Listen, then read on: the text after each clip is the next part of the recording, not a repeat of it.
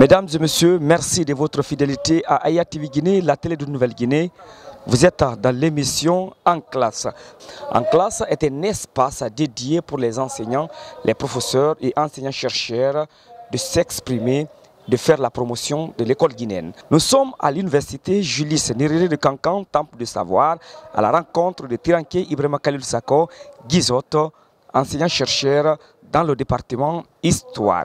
Tiranké Ibrahima Khalil Sako Guizot est un modèle, une véritable école, informateur, averti et aguerri. C'est parti à la rencontre de Tiranké Ibrahima Khalil Sako Guizot. Monsieur Sako, bonsoir. Bonsoir, Kosti, comment allez-vous? Je vais bien, vous? Dieu merci. Alors, le métier d'enseignant est un métier difficile mais noble. Ça fait quoi d'être enseignant-chercheur? Là, c'est un réel plaisir et une véritable satisfaction d'appartenir à la classe des enseignants-chercheurs parce que ce métier, c'est un métier noble. Comme certains le disent, l'enseignant, c'est un citoyen d'honneur. D'honneur parce qu'il se met au service des autres pour contribuer à leur perfectionnement, pour contribuer à la construction de la société. Tout ce dont nous enseignons, ça contribue à la construction de la société, à la construction de l'espèce humaine. C'est pourquoi le métier d'enseignant, c'est un métier noble. Nous sommes dans quelle classe et le contenu du cours? Nous sommes dans une classe de licence 2, deuxième année, et histoire. Et nous dispensons le cours d'initiation aux pratiques administratives en Guinée. Ce cours a été bien mûri par le département et pour que nos étudiants, au sortir de l'université, soient en mesure d'occuper des postes de responsabilité où ils seront amenés à gérer des affaires publiques. Parce que lorsque nous appartenons à une administration publique, nous avons des obligations. Cette obligation, c'est de tout mettre en œuvre pour satisfaire les besoins de la population. Quel que soit là où tu seras affecté, que tu sois préfet, gouverneur, ministre de la République ou ambassadeur, tu dois rendre service à des citoyens. Donc pour cela, tu dois connaître leurs préoccupations et tu dois te mettre à leur disposition afin de rendre un service public. Et ce service consiste pour un administrateur d'entreprendre des activités qui ont pour but la satisfaction de l'intérêt général. Comment se passe le rapport entre vous et les étudiants du point de vue compréhension des différents cours? Oui, pratiquement, ça commence à aller, et parce que les étudiants, il y en a qui comprennent bien vite, il y a d'autres qui comprennent moyen, il y a d'autres qui sont d'autant plus en retard, mais nous passons par des stratégies pour permettre à chacun d'être d'abord motivé et tirer l'intérêt du cours, et pour, au fur et à mesure, s'adapter. C'est pourquoi nous mettons une certaine pression sur ces étudiants pour qu'ils puissent apprendre. Je ne cesse de leur dire de ne pas oublier leur raison d'être ici. Ils ont quitté leurs familles respectives. Ils ont quitté d'autres régions pour venir à Kankan, rien que pour les études. Donc c'est leur première raison d'être ici. Donc c'est pourquoi, au fur et à mesure, d'ailleurs le cours passé, j'ai commencé par faire passer 30 étudiants ici pour qu'ils nous restituent le contenu du cours qu'ils ont compris. Donc il y en a qui se sont vraiment battus pour un peu restituer ce qu'ils ont saisi dans le cours. Donc au fur et à mesure, tout n'est pas rose, mais nous continuons à les motiver pour qu'ils puissent mieux apprendre, pour nous représenter valablement partout où ils seront. À partir du 3 avril 1982, les organes vont être créés et suivant une évolution pour partager le pouvoir. L'organe principal, le CBL qui a été créé, au regard de cette force politique, de cette nouvelle force politique, donc de l'armée, ils diront que le CMRN est désormais l'instance politique suprême. L'instance politique suprême qui détient le pouvoir de façon générale. Mais le CMRN était souvent à l'image d'une assemblée qui devait voter les lois et qui devait permettre aux citoyens de s'exprimer pour que leurs préoccupations soient prises en compte. Et donc, c'est pourquoi le CMRN devait être le dépositaire de l'autorité souveraine. Donc, une façon de montrer qu'il y a désormais un pouvoir en bas de la démocratie. À ce titre, comme je l'avais dit, il incarne le rôle de l'Assemblée nationale. Une Assemblée nationale a pour rôle de légiférer les lois. Légiférer les lois, c'est voter les lois. Les lois de la République sont votées par les députés qui sont à l'Assemblée. Et ces députés sont les représentants du peuple. Lors des élections législatives, les députés sont nommés ou sont d'abord désignés par les communautés. Et ensuite, les mêmes députés sont désignés au niveau national. Et c'est à partir de là que les élections législatives sont organisées. Une fois qu'elles sont organisées, les différentes communautés qui ont désigné les députés, au niveau de chaque communauté, il y aura les votes. Parce qu'il y a plusieurs formations politiques. Ces différentes formations politiques vont désigner leurs représentants. Et à ce niveau, contrairement aux élections présidentielles, c'est une question de choix d'homme crédible. Parce qu'on peut désigner ton frère comme député de Cancan, mais s'il se trouve que son passé n'est pas encourageant, s'il se trouve qu'il n'est pas crédible, alors on va voter pour une autre personne qui, aux yeux de la population de Cancan, est crédible. Il peut être ton frère, mais si toi tu sais qu'il ne peut pas être à la hauteur pour défendre l'intérêt de la population de Cancan, il ne peut pas être vraiment élu. C'est après ces choix que les élections sont organisées. Et celui qui aura la plus haute voix, alors c'est ce parti-là qui aura son député à l'Assemblée. Ces différents députés, étant représentants du peuple, vont descendre à l'intérieur du pays pour s'enquérir des réalités, entretenir les jeunes, entretenir les femmes, entretenir les sages, entretenir presque toute la population pour savoir les différentes préoccupations du peuple. Et c'est ainsi qu'une fois à l'Assemblée, il y a les sessions qui sont organisées. Donc c'est ainsi que les communautés sont assistées par leurs députés.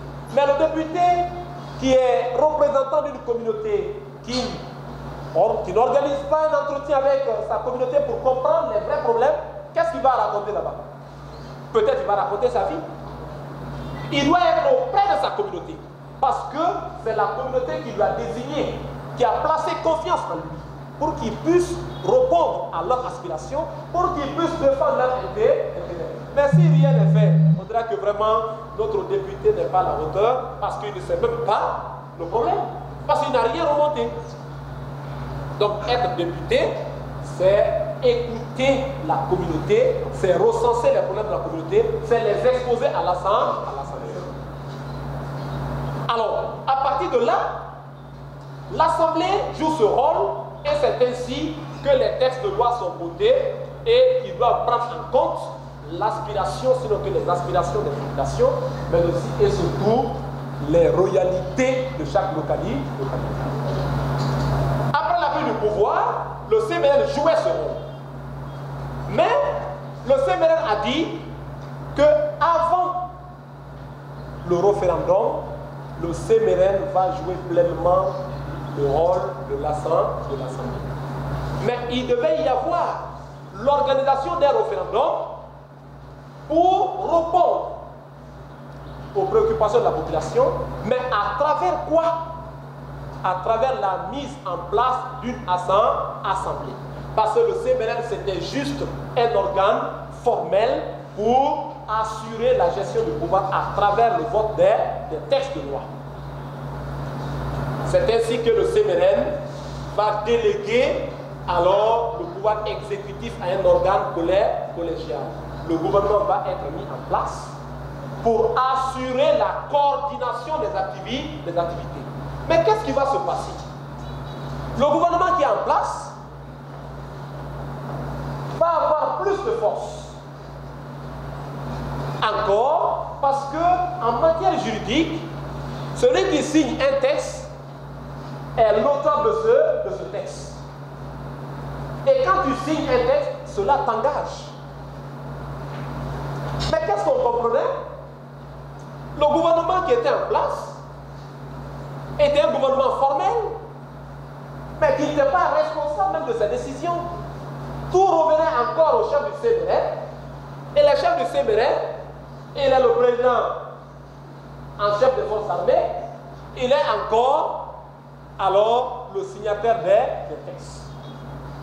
On a compris que cette première partie n'est pas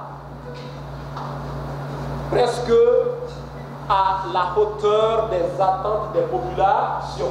On a dit qu'il faut qu'il y ait rupture. Rupture, contrairement au premier régime qui était caractérisé par la monopolisation, la centralisation et la concentration du pouvoir. Un seul centre de décision. Mais la première partie, 1984,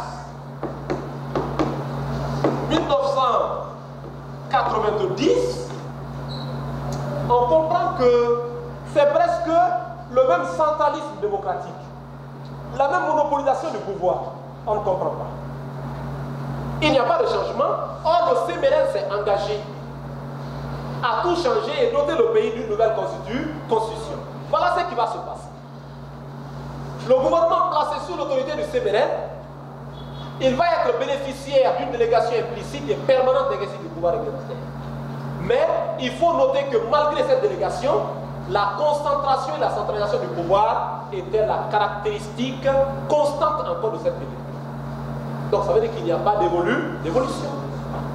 Or, le CMLN s'est engagé à déléguer le pouvoir à un gouvernement qui doit désormais assurer la gestion de l'activité. Et le CMLN supervise et vote les lois. Mais, une même personne a été président du CMLN et président du Conseil des ministres. Tous les textes pris par l'un ou l'autre organe sont signés de la même autorité. C'est ce que j'avais dit tout à l'heure. Or, en droit, l'auteur d'un texte ou d'acte est celui qui le signe. Quand tu signes un texte, ça veut dire que tu es responsable de ce texte. Mais le texte, tous les textes étaient encore signés par le responsable du CMLN.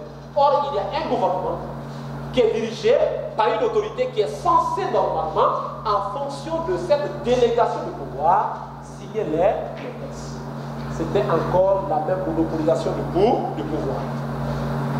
Il y avait ainsi un dédoublement fonctionnel en la personne du président de la République, chef de l'État, chef du gouvernement et président du CMLN. 4 titres à la fois. Or, on s'est engagé de déléguer le pouvoir et de rompre avec le régime de dictature ou le régime révolutionnaire. Mais la même concentration du pouvoir continuait.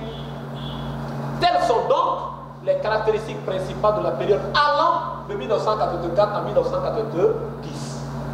C'est au regard des critiques donc, le CMLN a compris que ses ambitions politiques dépassent l'entendement de la communauté.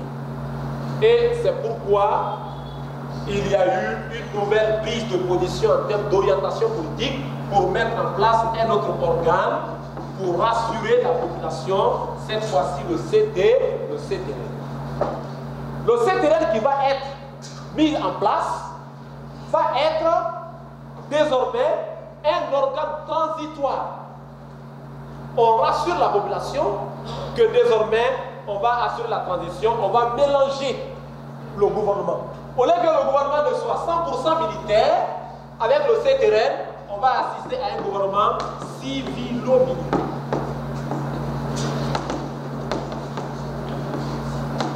Donc, avec le CTRN, Conseil transitoire de redressement national, il est question d'assurer une transition en attendant l'adoption de la loi fondamentale.